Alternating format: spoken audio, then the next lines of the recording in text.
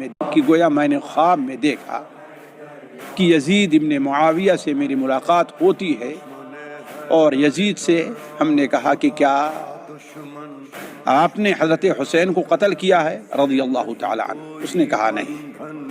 تو پھر ہم نے پوچھا کہ اللہ نے تمہارے ساتھ کیا معاملہ کیا؟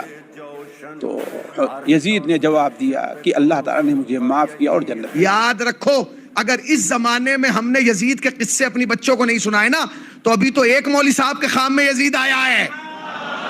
آئے ہائے آئے ہائے، ابھی تو ایک مولانا کو خام میں یزید نظر آیا ہے، پھر گلی کے ہر محلے کے ہر مولوی کو یزید خام میں نظر آئے گا۔ آپ کی جرت دیکھیے، سوشل میڈیا پہ بیٹھ کے کہہ رہا ہے رات میرے خام میں یزید آئے تھے۔ پہلے تو یہ بتا تو نے پہچانا کیسے؟ پہلے تو سوال یہ پتا کیسے چلا کہ یہ یزید ہے؟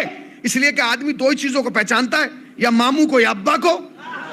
تو یا تو یہ تیرا ابا ہے یا تیرا رشتہ دار ہے۔ کہنے لگا وہ آئے، میں نے پوچھا کہ کیا آپ نے امام حسین کا قتل کیا تھا؟